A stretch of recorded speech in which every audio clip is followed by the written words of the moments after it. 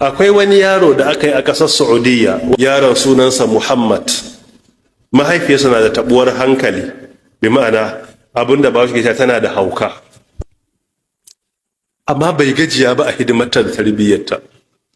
Likita tana asibiti yake cewa ina zaune asibiti sai na ga mutum ya zo da wata tsohuwa yana janta, tana fisge hijabin za ta bude tsaraici, yana kamawa yana rufe mata, tana zaginsa yana murmushi yana dariya,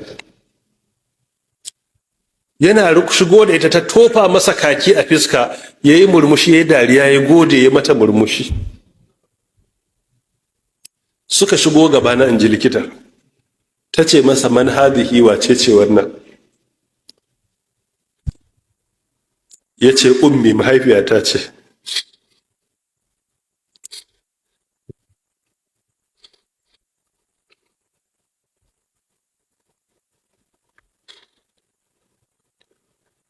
Me ke damunta? Ya ce tana da tabuwar hankali ne. Yaushe ta samu tabuwar hankali? Ya ce a haka ta yi ciki na ta haife ta. Tun ina shekara 10 ni nake mata wanka, ni nake kula da ita, in ta kwaɓe kayanta ta fita waje ni nake shigowa da ita in mayar mata da kayanta. Yau shekara na 33, shekara 23 a cikin wannan nake. Ban taba jin na gajiya ba, ban taba jin abun ya dame ni ba, kuma ba ni da niyyar na daina. Ta juya da ya ce uwarsa ne, ta kalle ta ce ƙarya kake, fashe da dariya. Ta ce na ce maka ka kai ni Makka. Ya ce baba zan kai kiran Alhamis in Allah ya yarda. Me zaki? ta ce zan yi umra. Likita ta juya ta kalle shi.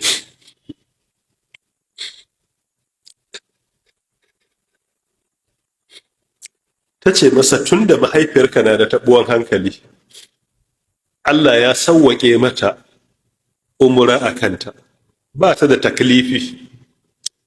Ya ce tun da tana bukata ni zan kai ta insha Allah, ba na bukacin ta bukatu wani abu daban mata ba.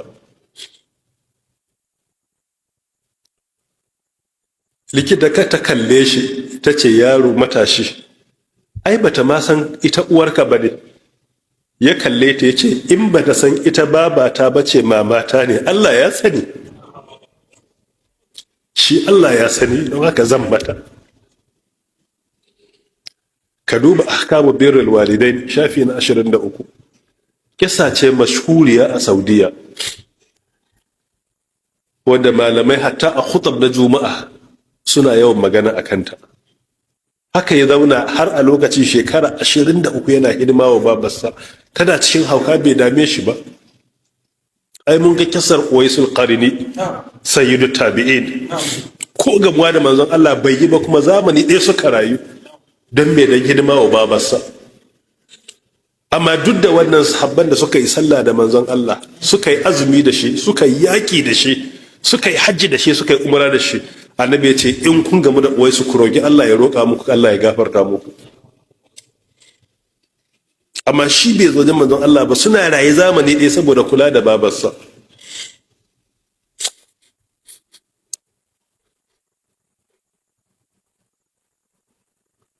Ya ce ni ina kwana a dare, ina massage, ina matsawa babata jikinta a dare har asuba.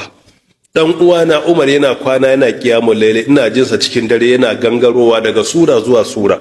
Ya ce amma wallahi ban taba sha'awa a canja mun dare na da nasa ba. Ni ina ga abin da nake wa babata yafi wacce sallar da yake a kiyamul laili. Ba na sha'awar a canja bana abin da muka yi a dare ni da shi. Yayi ta sallar nafila, ni ina mata hidima.